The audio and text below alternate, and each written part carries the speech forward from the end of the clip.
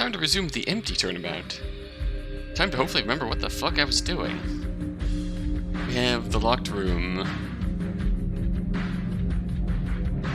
Trying to figure out...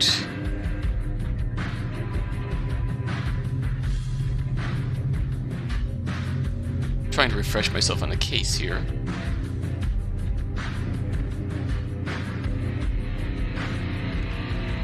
Right, we had this shit with her body went missing.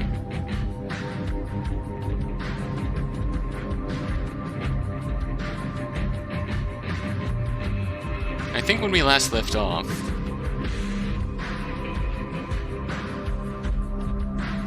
we were about to suggest that the body left through the window. The obvious answer, that Apollo talked himself up into a frenzy, just instantly expecting it to fail.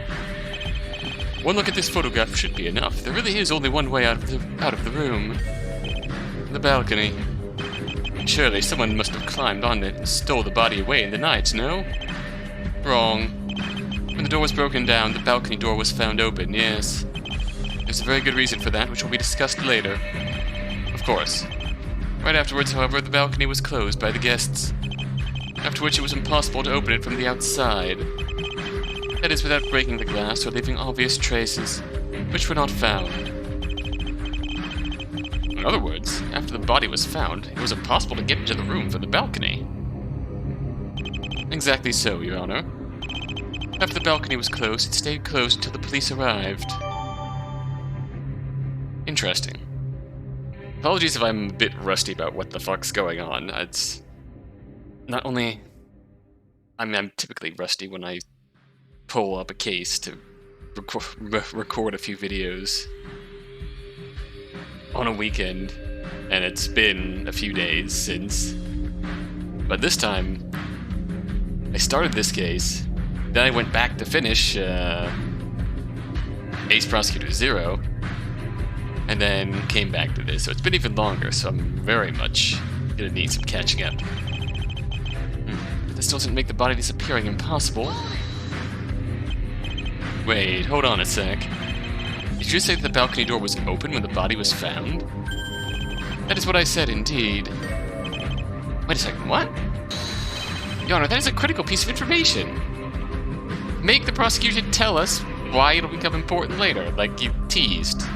You fucking tease, Edgeworth. Ah, I don't need to shout in my ear, you know.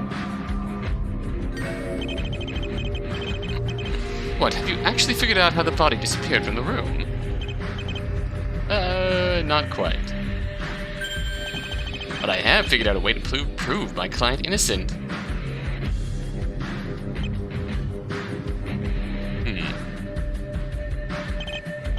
It's simple. If the balcony was open, someone came in, shot the victim, and left. That's... oh, come on. What was it you said about pointing out the painfully obvious? Yes, the balcony was open, aside from the aforementioned witnesses. I'm afraid there is no room for an alternate culprit.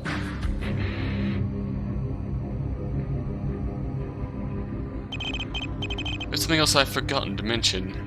You see, the mansion is located in a large chain of hills and is difficult to reach. The only way to access it is to cross a bridge leading directly to it, one which contains a highly sophisticated security system, including a surveillance camera. It captures everyone either walking toward or away from the bridge and the mansion. Up to the night of the murder, the footage did not show much.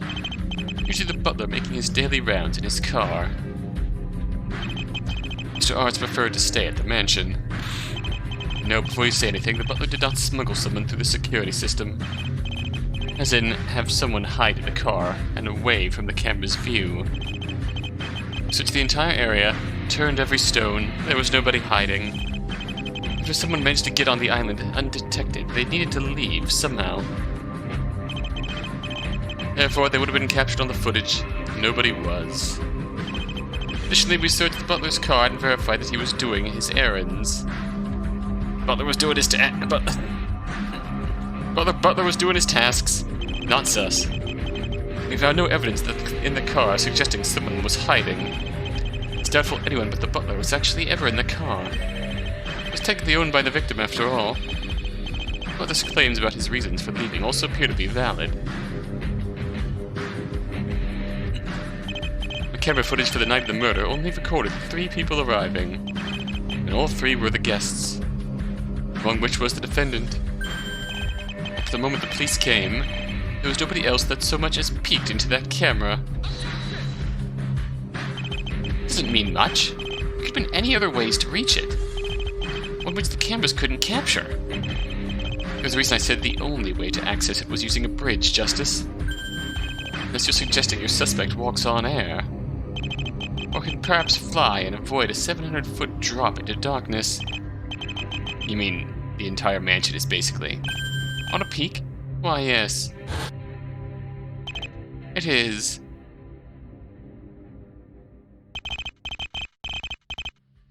Colbert clearly used a stealth jet and dropped down to the mansion. I mean, the whole round peak thing's a bit excessive. You could just have the balcony facing a giant cliff and be perfectly acceptable. And not overly extra, super secret hideouty. Then had a crisis of conscience and decided to jump off and kill himself. I liked you more when you were annoying me unintentionally. Well, not like it's impossible. You never found the body. Yes, because the murder in a mansion on top of a peak just screams stealth jet and sudden suicide.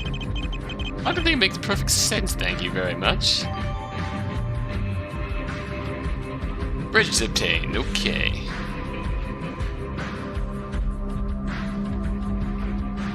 To just show you how extra and edgy this is. Bridge. Abyss.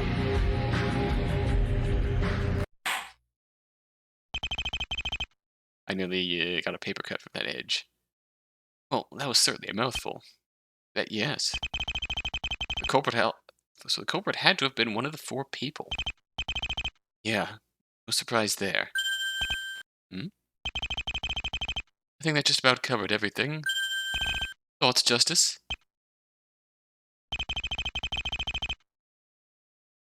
The defense would like to cross-examine the detective. Going back to the disappearing body, another culprit can exist.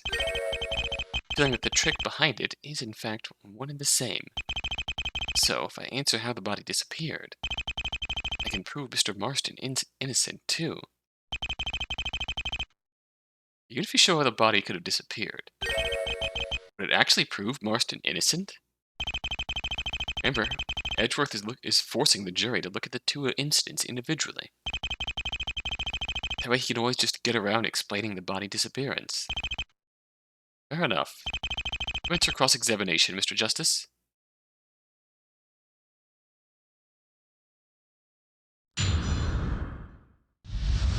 Oh, that's right. We had a testimony, like, 2 hours ago.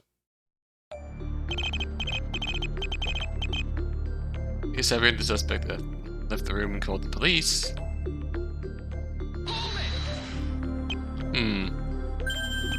What exactly happened after the door was broken down?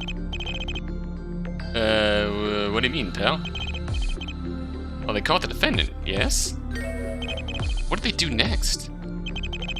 Well, as Mr. Edgeworth said, they closed the balcony, which was open. And what they told us, they checked the body, establishing that Mr. Arts really was dead. After that, they left the room and locked it. And so they never actually damaged the lock when breaking it down, and just the chain. Interesting. Well, the second question seems important here. Couldn't someone have been hiding in the room? I'm gonna ask it. Is there a possibility for someone to have been hiding in the room? I trust you paid attention when the crime scene photograph was presented a few moments ago. No, that was 3 weeks ago, according to,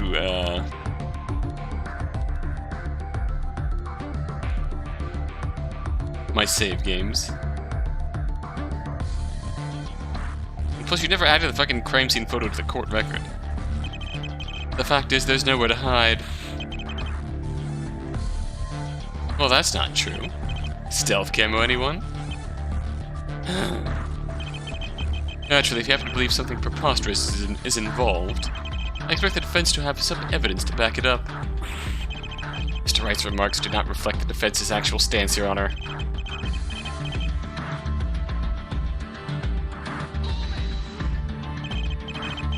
Again, I still believe this is an important part of the defense's case. I stand firm in my belief that the disappearance and the murder are the work of one person. Without any actual evidence to back it up, it will keep being just that, a belief. This might be a jury trial, but a jury swayed by wishful thinking is no jury at all. I need an argument, not a fairy tale. He's right. I need to base my idea on something more concrete.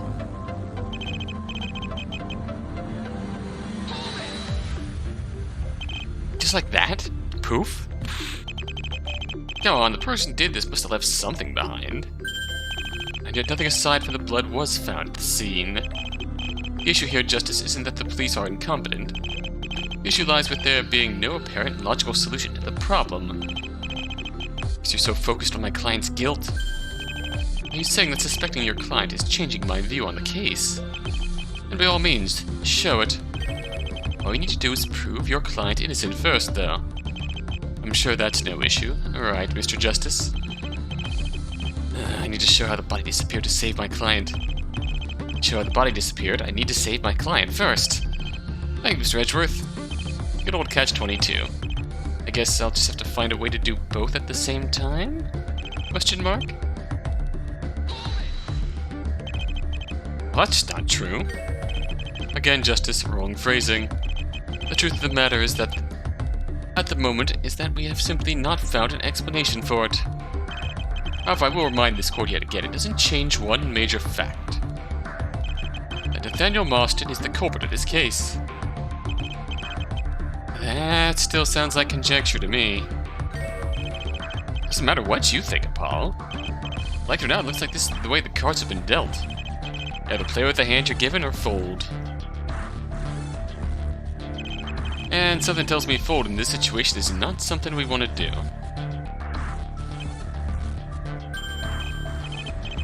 Listen, I think I've come up with something. It's a bit out there, but it can prove your client innocent and explain how the body disappeared. I don't think I'm in the mood for jokes.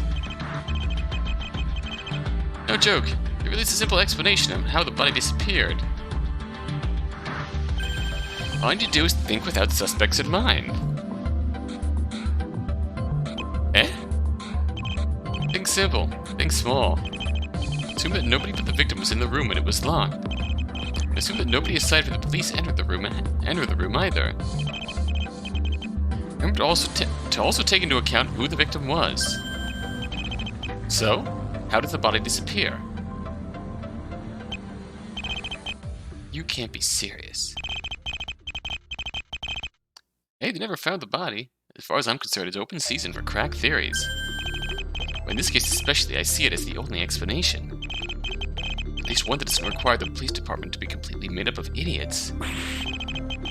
The very notion is absurd. I'm not even sure how to present it. Hey guys, turns out it was possible after all. His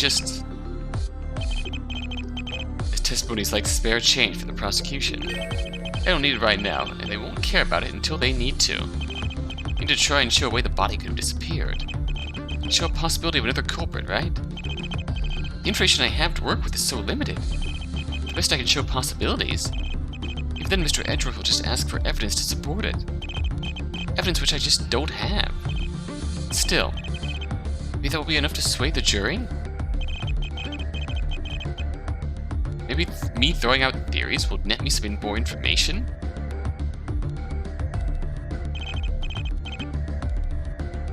Ooh, that was hefty.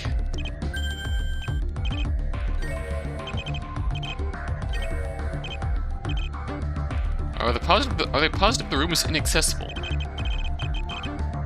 They sure both the exits were actually inaccessible. I mean, if one of them was still accessible, then the true killer could have snuck in and taken the body away. I believe we already went over this, but I suppose I will repeat. There is no room for another suspect to have been hiding in the mansion. Actually, that's not quite what I'm thinking this time. Fence suggests that one of the guests was responsible for taking the body. And how exactly would that work? Actually, before you waste your time, I should tell you right now. When the police arrived, the study door was locked and the balcony door closed. There really is no room for doubt, is there? Nobody could have gotten into the room after the exits were sealed. Actually, that's not entirely accurate, Mr. Edgeworth. Say the room was inaccessible after the body was found. I think not. Master key? The way I see it, there were actually two ways to make the body disappear. The first option is simple. The butler is the one responsible. Duh. I thought I clearly proved that with my anti-butler argument that I never made. In which case, the answer is obvious. Between the time the defendant was apprehended and the police's arrival, the butler simply snuck off at some point and used his master key on the door. Second possibility is that one of the guests is the real killer. I'll assume they did it with a Method X for now. Ah yes, the Method X. Got the victim's own key to the door and used it themselves afterwards. After all, you never did say what you meant by unusable. Before I actually respond to that, assuming they took the body, what exactly did you presume they did with it afterwards?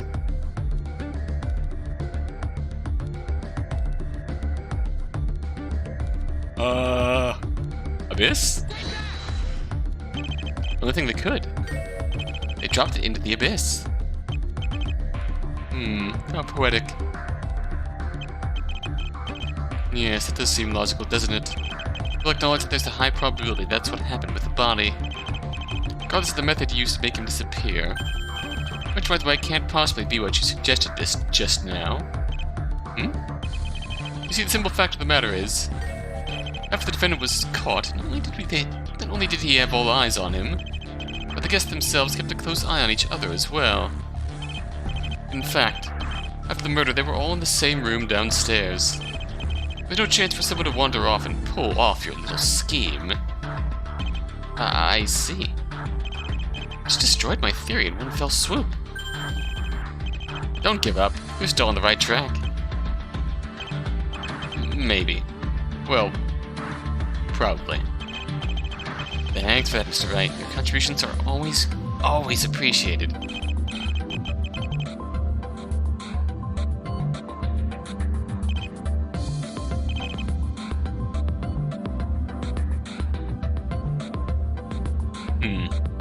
What do we do now?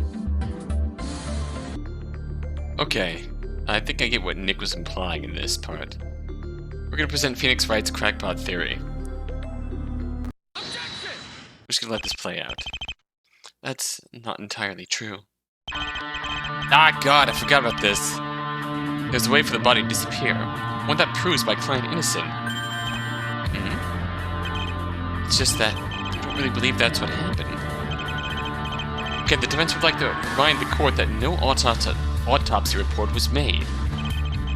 Hence, no cause of death was ever established. The defense would also like to point out that the only time the body was actually seen was when the door was broken down. Justice! The room was sealed up tight. Nobody could have come in or out. At least we will give the prosecution the benefit of the doubt on that point. So, the only way the body could have disappeared is... Go on. It's just so silly. The only way the body could have disappeared is... It got up and left? Good conviction. Way to support your points. Well played. What? What? Let me explain. Taking into account that this body probably wasn't given a proper examination. Not by the guests, and obviously not by the police. Isn't it possible that the victim wasn't dead at all? So, you're saying that the victim was pulling a prank. The defense isn't sure what exactly would have caused that to happen. possible that the defendant was mistaken in his belief that he killed Mr. Arndt. Mr. Arndt, in fear, decided to escape. Escape is an interesting word. Mr. Edgeworth, I believe you mentioned this, that the exits to the room were sealed, correct? That wasn't all the witnesses' statements, yes. Note they were found at that state when the police arrived. I see. The victim was still alive. How did he get out of the room and made sure it was sealed afterwards? Balcony? Not balcony. What's simple enough? Use this. He used that to escape. Obviously. The victim had the ability to walk through walls. Yes? Yes, the crime scene was glitched. I'm inclined to believe that it's your reasoning that is glitched. Oh no.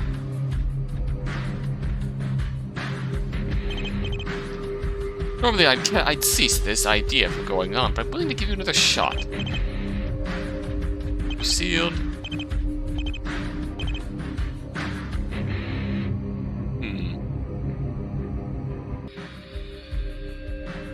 So how did he get out of the room and make sure it was sealed afterwards? It wasn't the balcony. It's the master key. Yes. Simple. The victim used his own key to the room. He unlocked the door, left the room, closed the door, and locked it. It's as easy as that. And where do you propose the victim went? Mars, I assume.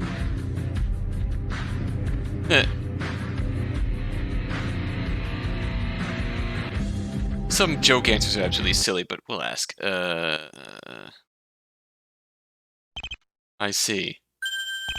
Well, I'll admit it was interesting for the short while it lasted. Not Mars. Har har. I doubt you'll be laughing for long, Mr. Edgeworth. Actually, I'm pretty sure you were the only one who laughed just now. Sarcastically, sure, but pretty simple when you think about it. After escaping from the room, the victim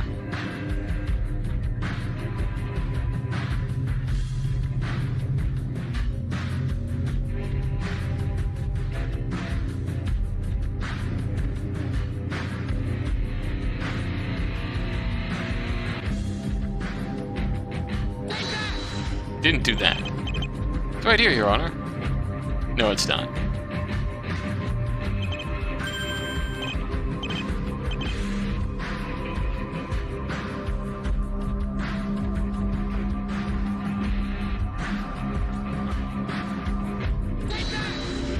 The bridge. Victim fell into the abyss? It's our catch-all term for, fell off the game board. I honestly doubt the victim became suicidal after an attempt had been made on his life. Could have been an accident. He could have been taken away by aliens just the same. Do you have any evidence to back up? This is what actually happened. We're given all the options to back out of this. Sure. Of course I do.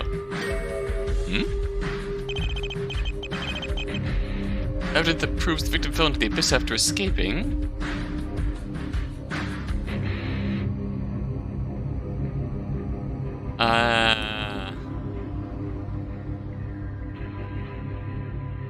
Balcony. False. We're just trying this. Ta-da! Yes, and I occasionally fly to the moon. Hold on, let me think about this.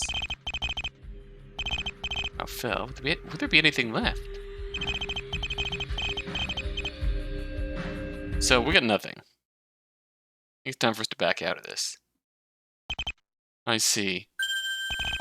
Well, it was interesting for the short while it lasted. Fortunately for you, however, there's one more issue regarding your theory. What was it you said? The body wasn't given proper examination by the guests? Oh, but Mr. Justice, that's exactly what they did. As soon as they took down the suspect, they made sure the victim was, in fact, dead. Surprise, surprise, he was. It could have been wrong, you know. One of the witnesses was a police detective. She was the one who performed the examination. Do you just trust the word of a detective, Mr. Justice? Statements of the other two witnesses also suggest that the victim was dead. In fact, the butler seems to have checked for a pulse himself. And no, right, there were no ball under an armpit tricks used here. Taking the victim's nature into account, the detective made sure to eliminate that possibility as well. In other words, Ian Arts is most certainly dead.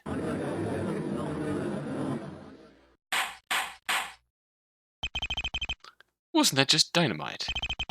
Thoughts, Mr. Justice? Police detective, huh? Take that as a no, then. And I guess I believe I've heard enough on this issue. As have I, in this point. It is clear why the prosecution is having trouble explaining the disappearance. Investigators are looking into it as we speak, even if some of them shouldn't be working at all. But, sir, that will be enough, detective. You may leave the stand. Okay, now what? And now, the prosecution wishes to focus on what's important. Naturally, that would be proving the defendant's guilt. That is assuming the defense agrees with proceeding. Knowing the obvious. Guess this really is how we do things around here, huh? Kept my cool pretty well up to this point, I'd say.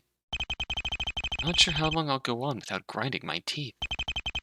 No matter what I do, I can't prove that the disappearance and the murder are connected. Actually, I can't prove much of anything. The jury is willing to buy Edgeworth's nonsense, and I might as well walk away now. But no, this is something worth fighting for.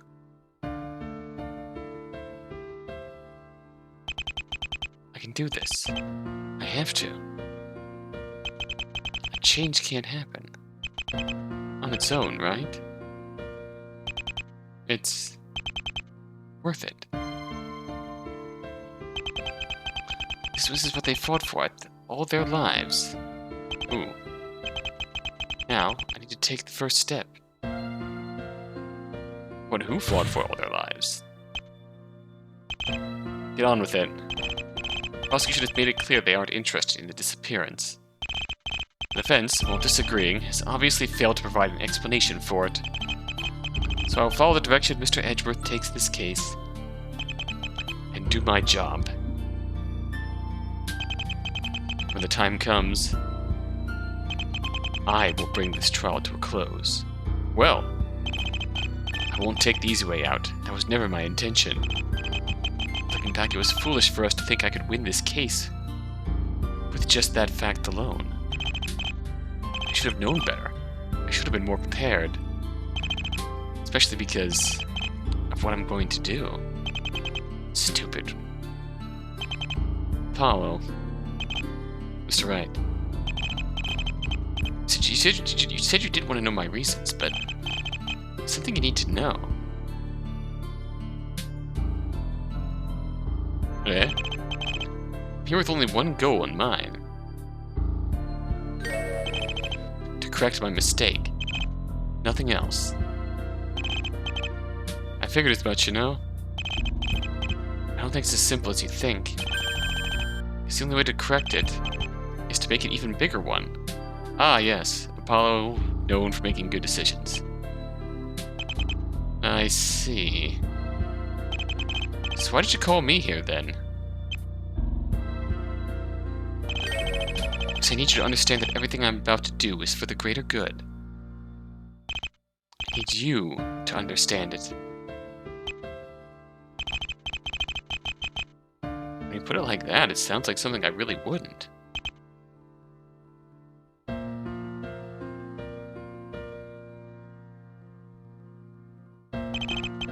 Just remember that. No matter what you might believe, Mr. Justice, the jury is the one that will bring this trial to a close. It won't take too long, I assure you. Before I actually call the defendant to have his confession heard by all, I would still like for the court to hear from the witnesses. He really wants to beat me to a pulp, doesn't he? And so the prosecution would like to call Mary Adair. Mary Adair to the stand. This is what I was afraid of. I wasn't expecting to cross-examine her this soon. But I suppose there's no other way.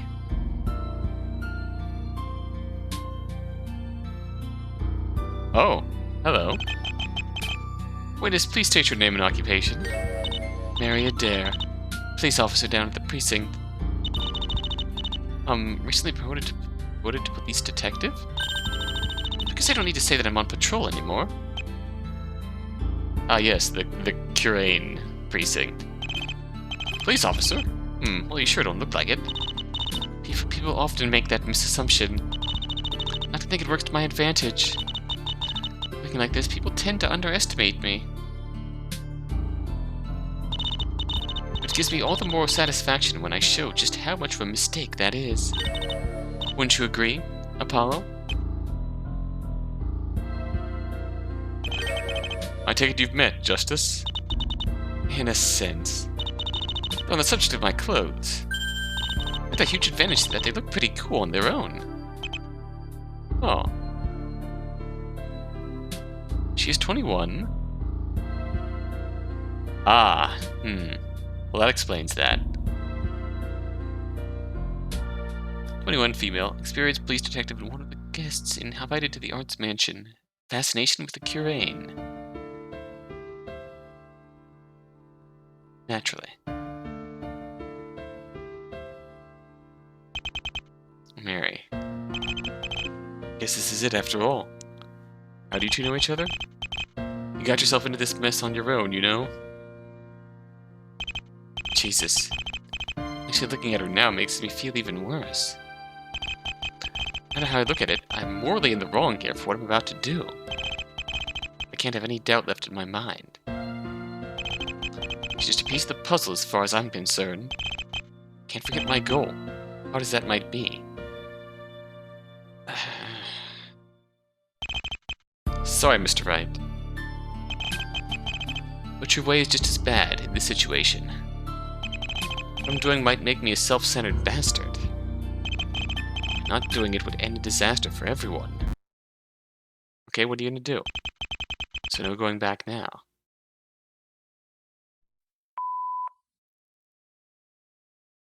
Whoa. Hi, it's Phoenix. Yeah, you know, your boss? Sort of. Listen, you, kind of walked out on us after the trial, and, well, Trucy's getting concerned, and I'm running out of stories to tell her, eh? I mean, it's been a week, hasn't it? I understand if there's something going on, but give us a call, okay?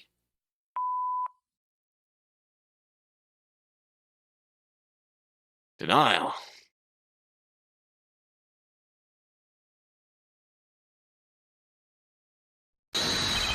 Objection. No, that's not it. What am I doing wrong here? Objection. No, not that one.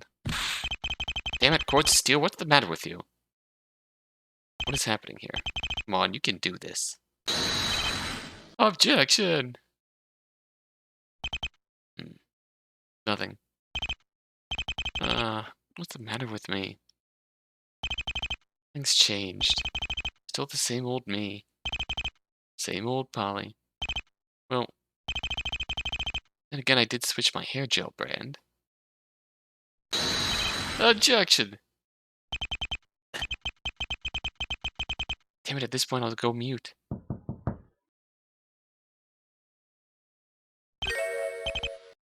The door.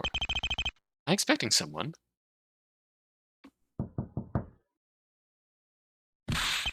Okay, I'm coming.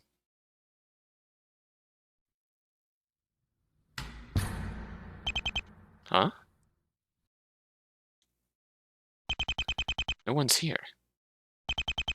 Weird.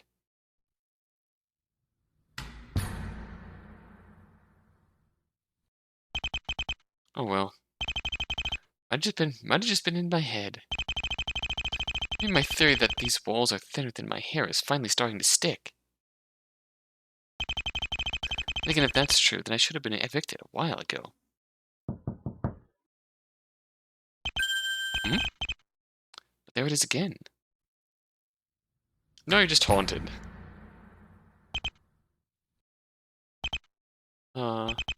Okay.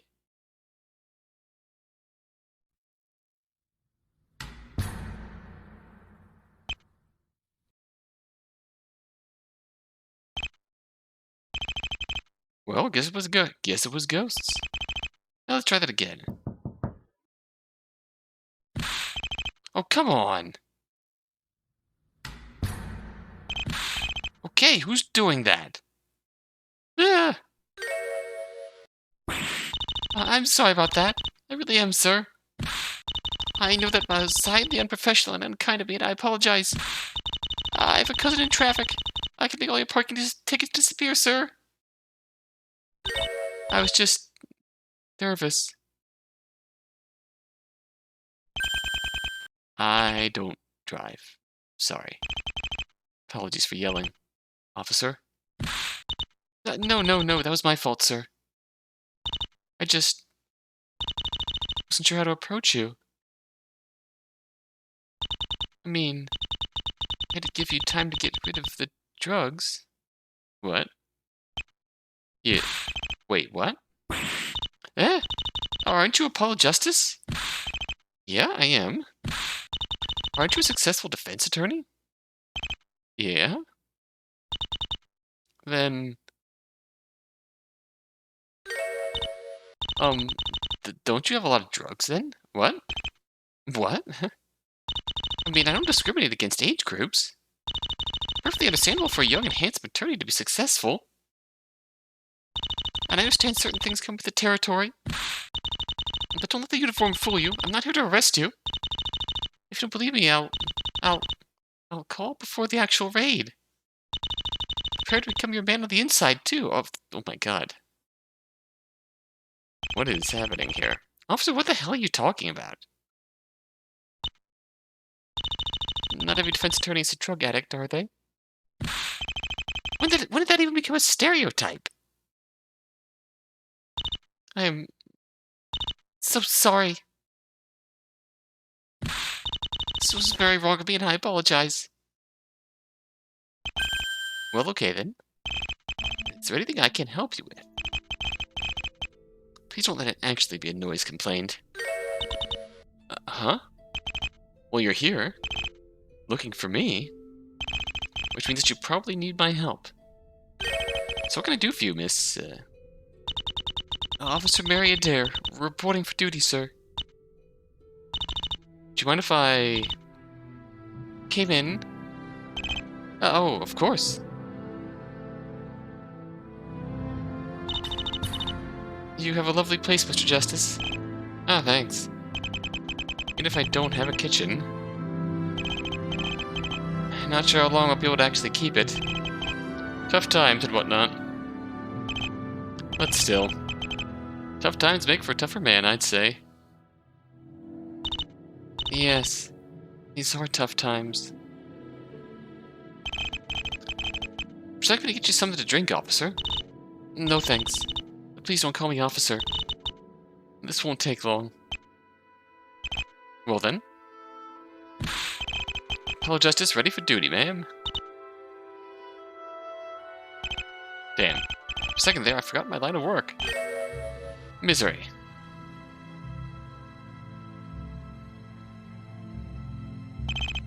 I think I need to show her right now.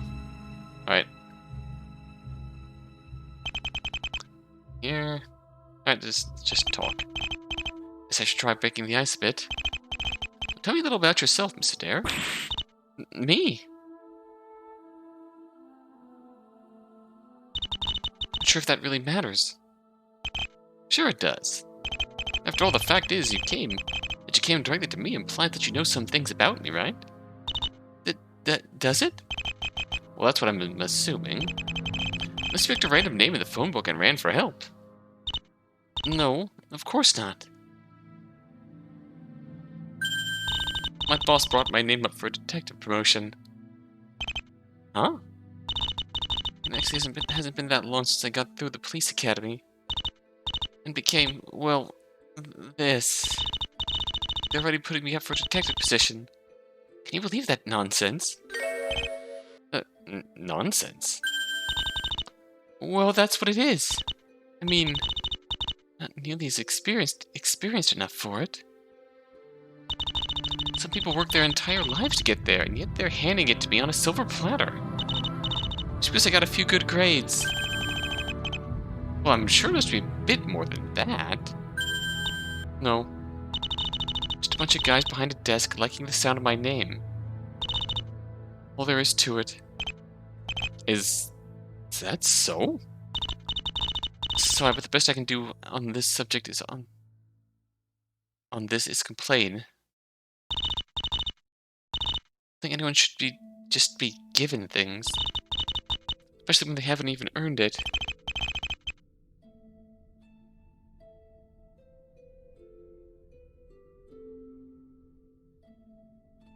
It's best I don't get into that.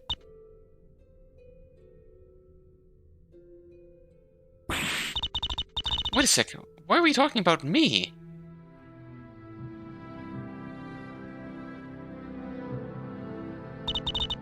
Look, I appreciate you trying to get to know me because you potentially find me attractive.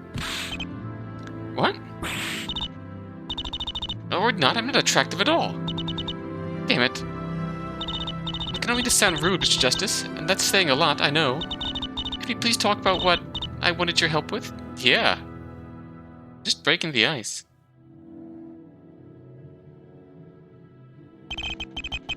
I apologize, this obviously isn't the best time for you. In a sense. Okay then. Who do you want me to defend? Actually, I just came here for advice, I'm afraid. Oh. You mean legal advice? Again, in a sense, the matter I need your help with is complicated. When isn't it? Detective Sky spoke really highly of you.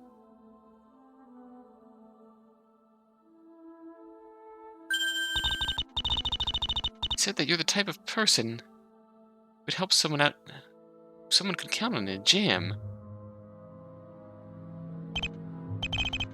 Think you're the same Detective Sky? So, here I am.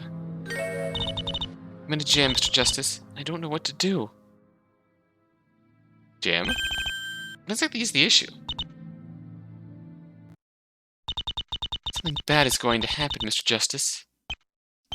Something bad happens every day, Miss Adair. This is different. It's more than just a gut feeling or that smell of trouble in the air. I know something bad is going to happen. Well, actually, I sort of don't. It could just very well be me putting all the pieces in the wrong order. Wouldn't be the first time, but, well, Mr. Justice. I think someone is going to die. What?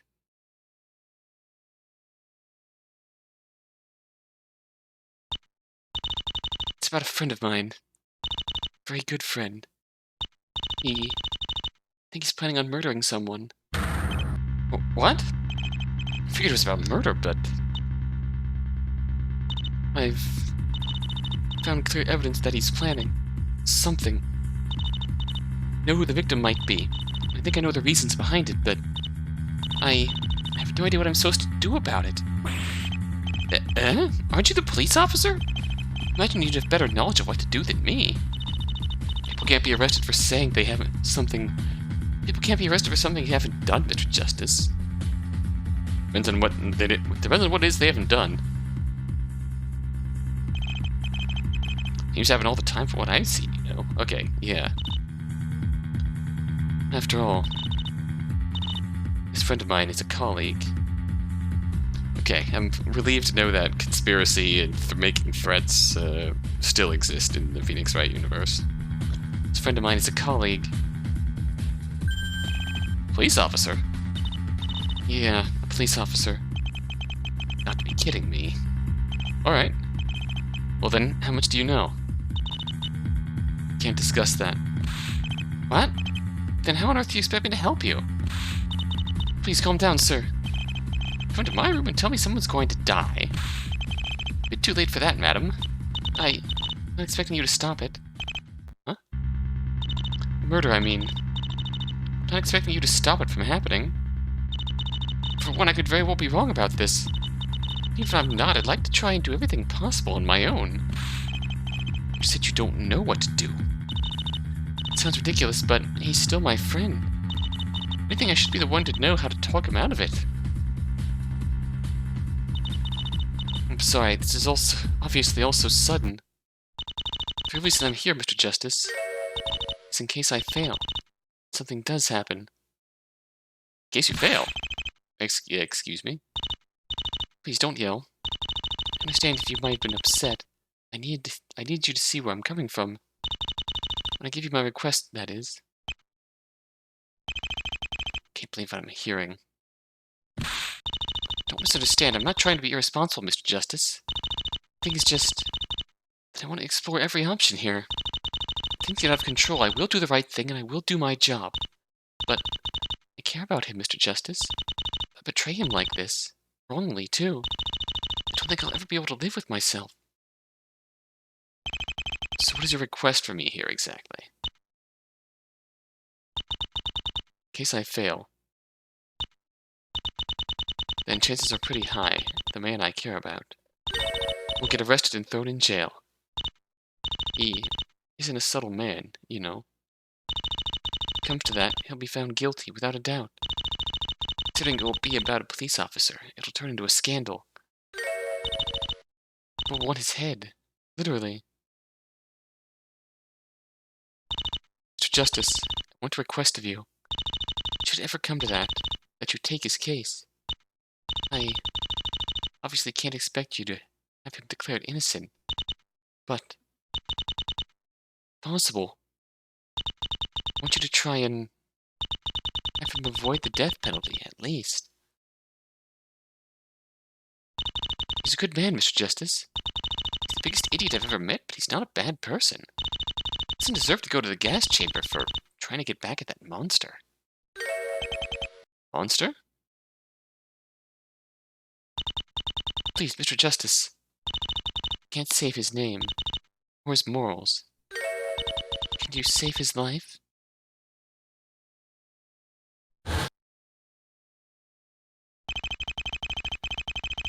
You're asking me for something that might just be harder to do than getting an acquittal. As a police officer, you should probably know that the prosecutor's office doesn't do life sentences anymore. No matter what the case. You said it yourself. This case is bound to be a scandal. I don't want to give you false hope.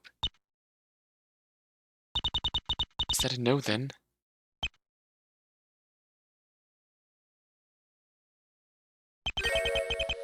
Not everyone can be saved, Miss Adair. Mary. Call me Mary.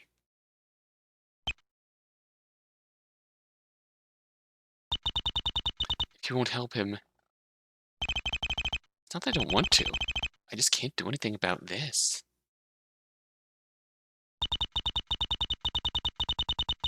And please don't talk about this situation to anyone.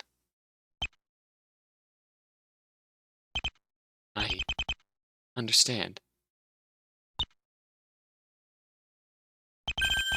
But I think you should. I understand he's your friend, but if you have evidence to prove he's planning to take a life, do your job.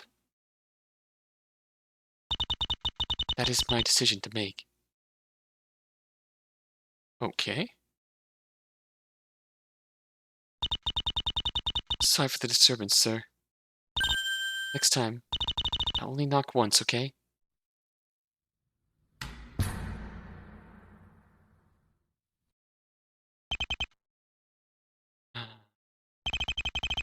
That really just happened. Damn it. I should have probed for more information while I could have. It sure as hell wasn't a laughing matter.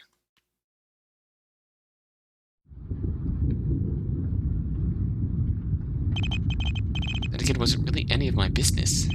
She came because she thought I could help. I couldn't. It's none of my business anymore. Not to mention, she said herself, she could be wrong. To be frank, I've had enough wild goose chases lately. As a lawyer, it's my job to give consultation. Morally speaking, yes. This isn't something I should actually keep silent about. Legally speaking, well, who gives a crap?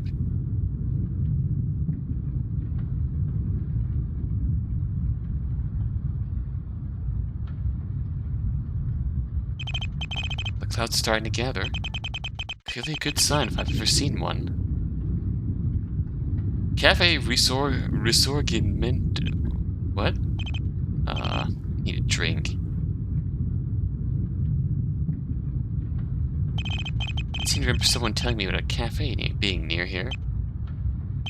No, still not actually drinking. The moment I want to get sick, I'll take a swig of the bottle. Until then.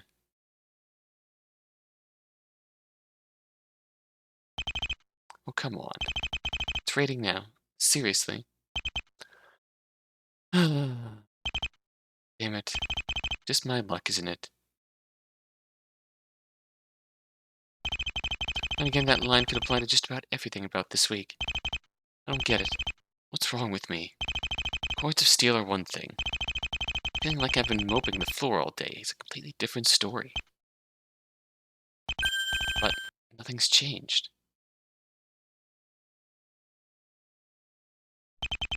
Nothing's changed.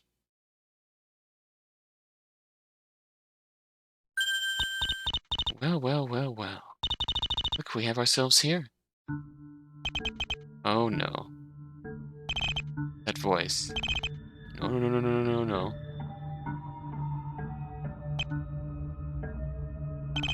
You. Who? Me? Are you sure? Well, you certainly know how to make a gal feel special, Apollo.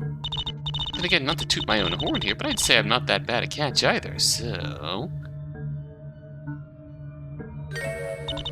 Oh, are you ignoring me? See, now that's just rude, Apollo. All the effort I went through just to talk to you. Do you have an idea how hard it is to convince a guy to watch over your apartment? You haven't been returning any of my calls either. But I guess I can forgive you for that one. From what I'm hearing, I'm not the only one. Mind if I take a seat? I was just on my way out, actually. Liar, liar, pants on fire. Come on, you just ordered. Let me just pull up a chair here. Leave me alone. But... a chair that I've just pulled up. Apollo, where are your manners? When the lady pulls up a chair to sit with you, you don't just say, "No, get out of my face." That comes the morning after. But... okay, first off, we are not on a first name basis, and you are sure as hell not a lady. Oh? We've known each other for how long now? 3 days if we count the time we actually talked face to face. But I have a feeling we'll have all eternity of knowing each other once we meet in hell. Athena Sykes.